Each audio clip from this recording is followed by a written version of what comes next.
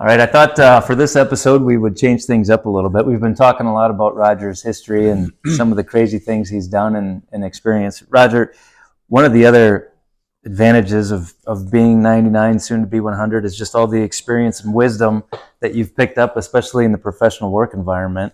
Are there any particular nuggets that you want to share? Yes, a couple of them stand out in my mind. I was 23 years of age when I was named plant manager at Waldo, and that plant was on its way out, out of existence, but Calumet Dutch bought that plant because they needed food service corn, and we had to put the food service corn in there. The plant didn't have it, but they had the steam generation and the cook room and so forth to do it. So when I got there was several 65-year-old people. In fact, most of them were 65 years of age. And I got in some trouble. I didn't have the patience to explain to these people how I wanted things done. And I can remember a couple of the guys, or one of the guys in particular, throwing a hammer, not at me, at the truck, as if to say, well, do it yourself if we can't do it right. But anyhow, I said to my boss, I said, I just am too young to get anything across to these people. They don't listen to what I say. And then the grand patriarch of the Cal Dutch said that's one of the easiest things to correct. In other words, you're going to get old quick enough and then you'll be okay. But I talked to my boss, said I need somebody younger here, so we transferred a maintenance man from the Cedar Grove plant who was about 40 to our plant and made him maintenance supervisor, and that helped me a lot. Then I hired some young people that were on layoff from Electric Sprayed and Sheboygan and so forth, some good mechanics, and I built up my own crew, and we had a good crew after that, but it was difficult. And now, during that time, I think I was now in the main office in Sheboygan after a couple of years. I would work in the Sheboygan office for half the day, and then I would go around to the plants. And I had trouble with one of the people, so I wrote what I thought was really a tough letter. I was telling him what I thought about his performance and so forth. And fortunately, I took it into the grand patriarch at the company. He was an old fellow, 75 years old. And I said, take a look at this. I'm ready to send it out. So he took a look at it and he read and he started nodding his head. And I thought, boy, I really hit this one. He said, you know, Roger, I've done the same thing several times, but you write these and you read them and then you tear them. And he took this letter that I had meticulously prepared, ready to mail. And then he folded it and he tore it again. I think he had it in 16 pieces. And he said, you just throw it away and then you get on with it. And it's good to get out of your system. And I remember that to this day. I can still see him sitting there. I didn't always follow that lesson, but it was a good lesson. And another example, we had an elder from another church in Michigan come to our church when we were building our church, and he talked to the Sunday school kids, and he had a piece of Kleenex and a small tube of Crest toothpaste. And he told the kids, squeeze this toothpaste onto this Kleenex and make sure you get it all out of the tube. And they worked hard, and he finally got the tube all flattened out, and they had all the toothpaste on that Kleenex. He said, now put it back in that tube.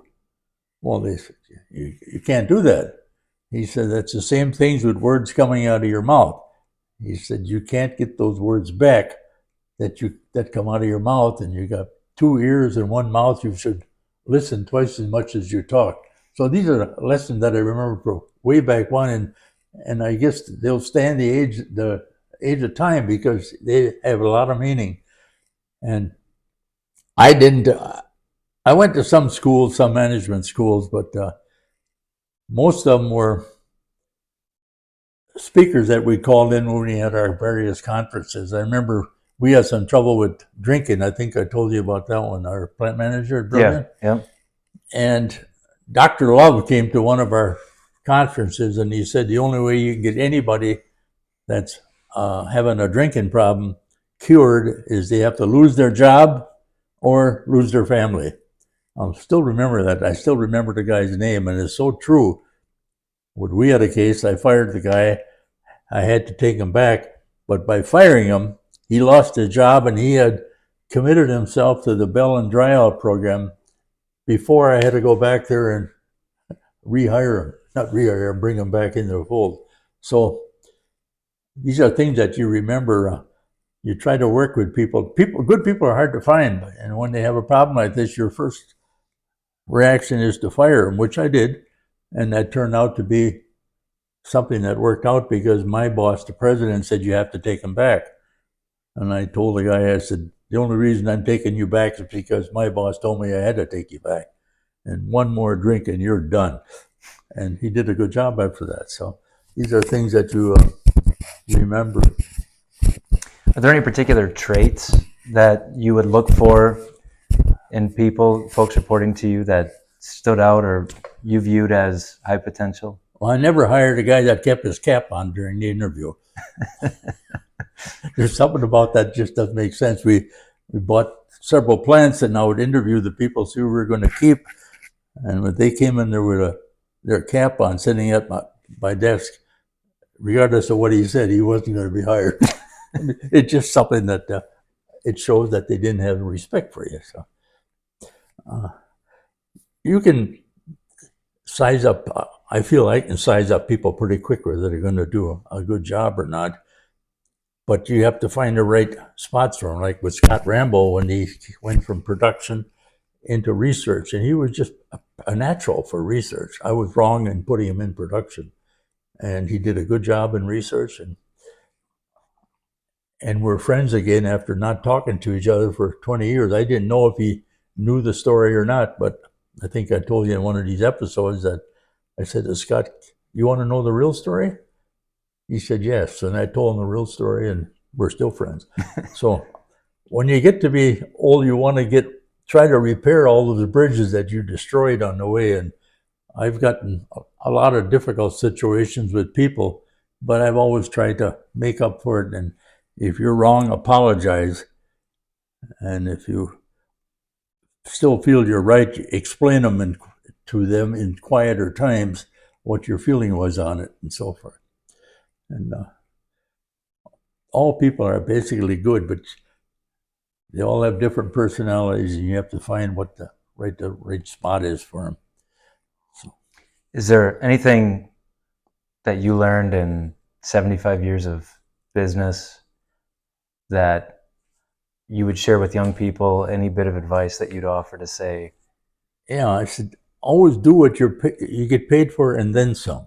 I mean, I tried to look at the company, what can I do to make it better, even if it wasn't in my area of expertise.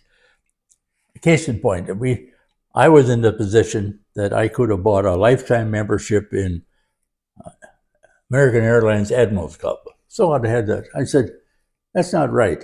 I'm spending company money that the company can use for their bottom line. So I didn't do it. I mean, but other people take advantage of their situation and do everything they possibly can. So I think I always said, you're never going to get rich by fudging on your expense account. If you spend that time that you're spending on fudging and try to make the company better, you're going to do far better than if you try to make $50 on an expense account. And like I said before, do everything you can to make your boss look better. I mean, I did this all the way along, and I had some good bosses. And I think I had some good bosses in part because I tried to make them look good. Even if I did something that I could take credit for, I would try to pass it on to the president. And they were real good. I had 3 bosses in my career, 3 different positions, and I think they were all good bosses. And I think I told you, my president Larson, I went there one time and he had 2 garage doors and he had no garage door openers, and he's president of Larson Company. I said, Quint, you should have garage door openers. Oh, I didn't get around to it and so forth. I said, I'll tell you what, I'll put garage door openers in there on one condition. He said, what's that? That you don't stay around here while I'm doing it. So I went to Sears Roebuck and bought 2 garage door openers, and I put them on his garage, and there he was. So those are little things. But And you didn't lose any fingers, and you didn't fall off the ladder? No, didn't fall off the ladder. but they are good. I mean, I think I told you what my boss at Cal Dutch went up to Borngraver Lodge up northern Wisconsin, and I said I'd like to take my family up there. And when I got up there, he had it all taken care of. He paid for it. I wasn't looking at that, but he was returning something that I had done for him. So that's the most important thing. Make your boss look good. And a lot of people make their boss look bad.